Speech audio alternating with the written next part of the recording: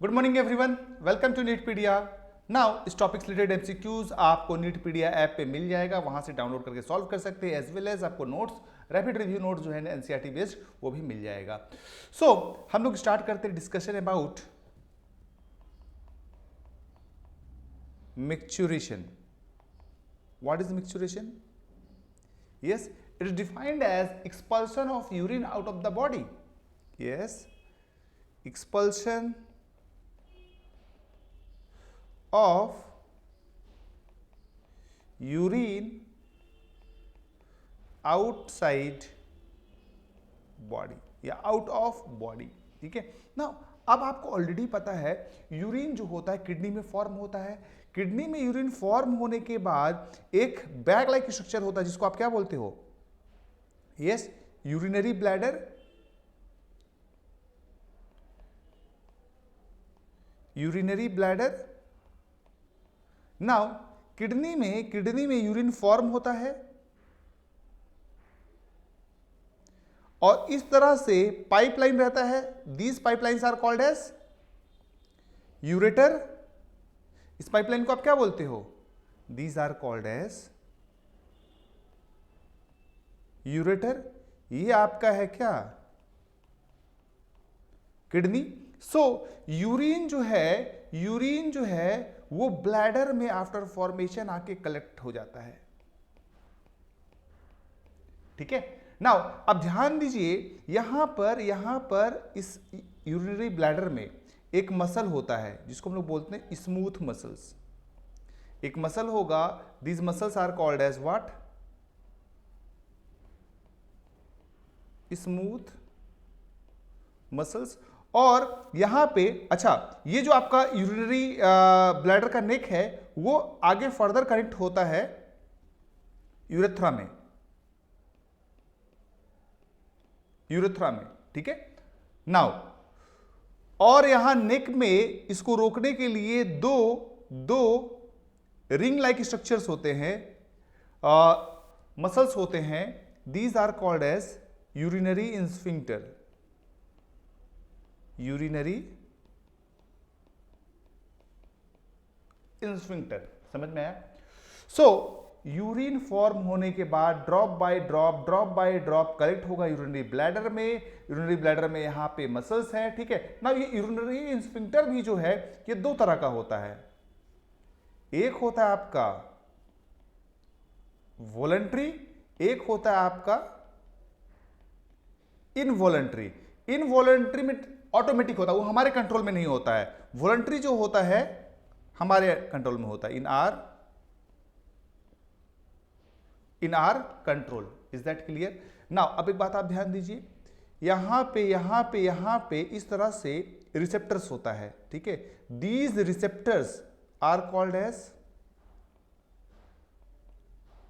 Stretch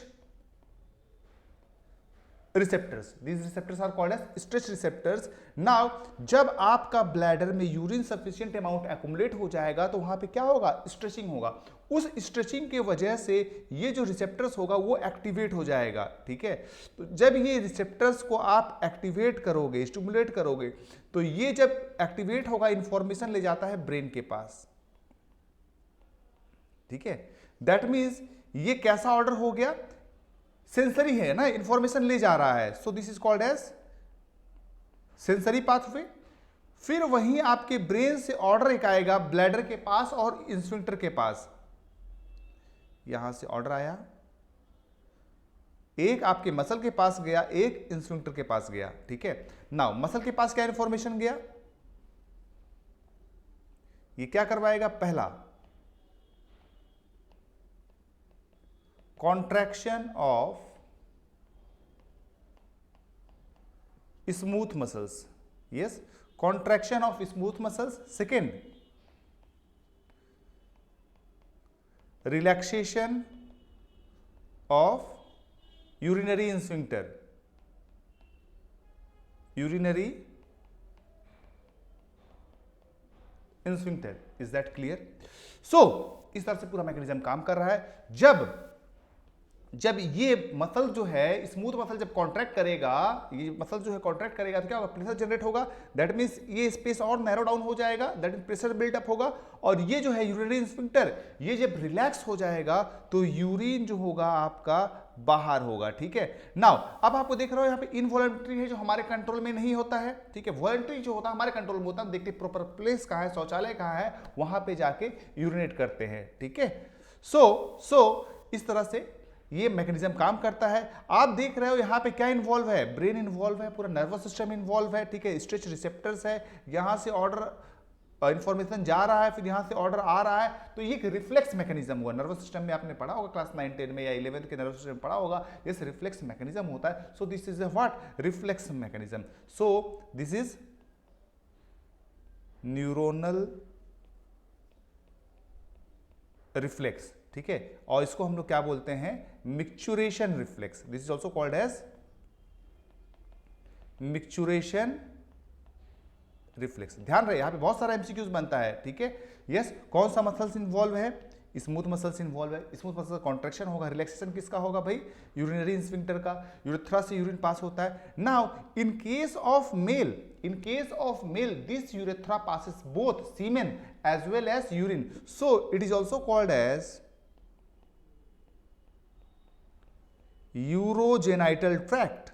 This is also called as urogenital tract. जब आप पढ़ोगे ह्यूमन रिप्रोडक्शन, आपको पता चलेगा ये यूरेथ्रा का लोकेशन जो होता है। ठीक है, यूरेथ्रा का लोकेशन जो होता है पेनिस में होता है। पेनिस में भी एक मसल्स होता है, कॉर्पोरा स्पॉन्जियोसम, ये क्लास 12 वाले चैप्टर में है, कॉर्पोरा स्पॉन्जियोसम। ओके, इस तरह से पूरा आपका रिफ्लेक्स मैकेनिज्म काम करता है। चलिए हम लोग देखते हैं फटाफट एनसीईआरटी में क्या क्या लिखा हुआ है।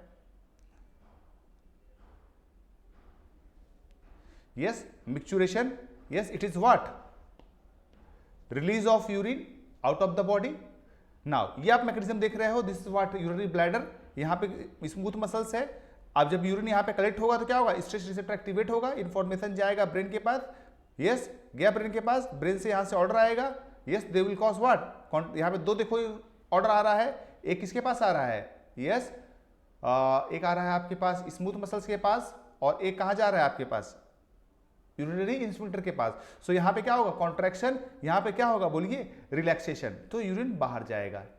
ओके, चलिए देखें एनसीईआरटी में क्या क्या टर्म्स लिखा हुआ है। स्टेप्स क्या है, gradual filling of the urinary bladder, filling हो गया, फिर क्या होगा, स्ट्रेचिंग, स्ट्रेचिंग के बाद क्या होगा, yes impulse goes to CNS, वहां से क्या आएगा, motor message, that means effector के पास, contraction of smooth muscles, simultaneous relaxation of urinary sphincter या यूरेथ्रल स्फिंक्टर आप बोल सकते हो, फिर क्या होगा, micturition, expulsion of urine out of the body. चले, this is a neural mechanism also called as what, micturition reflex. चलें, नाउ वहीं पे एक और टर्म आता है आपका, एनसीईआरटी में दिया हुआ है, अदर एक्सक्रीटरी ऑर्गन्स। देखें, किडनी जो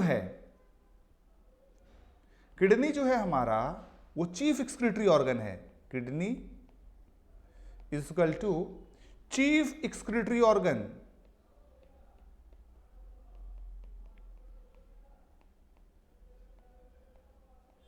किडनी हमारा क्या है भैया, चीफ एक्सक्रीटरी ऑर्गन है, मेन एक्सक्रीटरी ऑर्गन है। और कुछ हमारा स्किन भी रोल प्ले करता है एसेसरी में,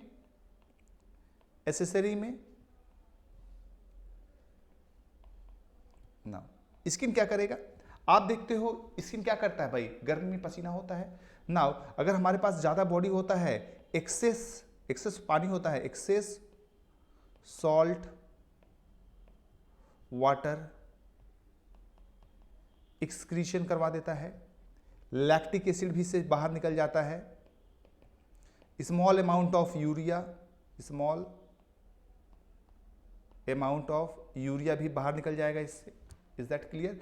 बट अगर पूछे primary function, main function of क्या है, सो प्राइमरी फंक्शन जो है स्किन का, वो है कूलिंग करना। क्या करवाना, कूलिंग करवाना। कूलिंग कैसे करवाता है आपको ऑलरेडी पता है भाई, आएगा यहाँ से वेपराइजेशन होगा तो हमारा लेटेंट हीट ऑफ वेपराइजेशन हमारे बॉडी से लेगा तो हमारा बॉडी टेम्परेचर कूल हो जाएगा। This is called cooling. Now skin में और एक ग्लैंड होता है that is called as sebaceous gland. Sebaceous gland जो एक्सक्रीट करता है क्या, hydrocarbon, sterol, that means wax. ठीक है, तो हमारी स्किन को ये ऑयली रखता है जिससे यूवी रे से प्रोडक्शन मिलता है और ये भी एक एक्सक्रीटरी प्रोडक्ट में ही आता है। ठीक है, स्किन के अलावा और क्या है भाई हमारे एसेसरी में? एसेसरी में हमारा आता है लीवर। लीवर हमारे बॉडी का केमिकल फैक्ट्री बोला जाता है। This is also called as chemical factory of body, because ये बहुत कुछ सिंथेसाइज करता है, बहुत सारा प्रोटीन सिंथेसाइज करता है, विटामिन सिंथेसिस में हेल्प करता है, कोएगुलेशन फैक्टर्स सिंथेसिस में करता है। ठीक है नाउ, और इसका काम होता है जितना भी बाहर से हमारे बॉडी में टॉक्सिक सब्सटेंस हो रहा है उसका काम होता है इसका डिटॉक्सिफिकेशन। सो लीवर क्या करवाएगा? डिटॉक्सिफिकेशन। प्लस आरबीसी से, आरबीसी के ब्रेकडाउन से प्रोड्यूस होता है क्या? बिलिरुबिन, दैट मीन्स बिलिवर्डीन, या बोल सकते हो बाइल पिगमेंट। हाँ, और भी स्टेरॉइड्स वगैरह वगैरह। ठीक है, इन सब का एक्सक्रीशन करवाएगा, इन सब का एक्सक्रीशन करवाएगा। कैसे? Through intestine. ठीक है, थ्रू इंटेस्टिन। थ्रू इंटेस्टिन कैसे? मान लीजिए ये लीवर है आपका, ठीक है, ये लीवर से यहां पे हिपैटिक डक्ट होता है, अगर आपको ध्यान में हो। हिपैटिक डक्ट ऐसे आता है, यहां से आता है पैनक्रियाज, ये रहा पैनक्रियाज, और ऊपर से इस तरफ से आ रहा होता है आपका स्टमक, ये ड्यूडेनम। ये पाइपलाइन जाके ओपन होता है, क्रफ डायग्राम में बना रहा हूं ड्यूडेनम में। ठीक है, और ये ड्यूडेनम फिर आपका स्टूल। सो इस तरह से जो भी होता है अनडाइजेस्टेड फूड मटेरियल बाहर निकल जाता है स्टूल से, और यहां से बिलिरुबिन, बिलिवर्डीन जो होता है वो भी एक्सक्रीट हो जाता है। इस तरह से एक्सक्रीशन में ये हेल्प करता है। Is that clear? नाउ एक और एक्सक्रीटरी ऑर्गन है दैट इज लंग, उसके बारे में देख लेते हैं। उसके बारे में क्या है भाई? आपको ऑलरेडी पता है, आपको ऑलरेडी पता है लंग जो होता है removes what? CO2, that is carbon dioxide, about कितना? 200 ml पर मिनट। 200 ml पर मिनट से आप इसको अब पर आवर और पर डे के हिसाब से कैलकुलेट कितना CO2 ये हमारे बॉडी से बाहर निकाल रहा है। तो लंग भी एक्सक्रीशन का रोल प्ले करता है। Now salivary gland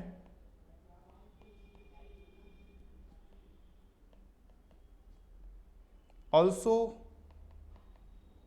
excretes small amount of urea. तो क्या क्या हो गया भैया? स्किन हो गया। स्किन क्या कर रहा है? Excess salt, water, lactic acid, small amount of urea excretion करवा रहा है। उसमें सीबम, सीबेसियस ग्लैंड है जो कि सीबम सिक्रेट करवा रहा है। लीवर हमारे बॉडी का केमिकल फैक्ट्री है, डिटॉक्सिफिकेशन में हेल्प कर रहा है। बहुत सारा बिलिवर्डीन, बाइल पिगमेंट, स्टेरॉइड्स वगैरह हार्मोन्स का कैटाबोलाइज करके वो बॉडी से बाहर निकाल रहा है बाय मीन्स ऑफ स्टूल। ठीक है, और हमारा लंग जो है वो CO2 का एक्सक्रीशन करवा रहा है। सैलिवरी ग्लैंड से स्मॉल अमाउंट ऑफ यूरिया रहता है। ये सब एनसीईआरटी में दिया हुआ है, ये सब आपको याद रखना है, MCQs आ सकता है। ओके नाउ, अच्छा एक कंसेप्ट यहाँ पे हम लोग भूल गए मिक्सचुरेशन में। एनसीईआरटी में एक और टॉपिक दिया हुआ है दैट इज यूरिन के बारे में। Yes, now characteristic of urine.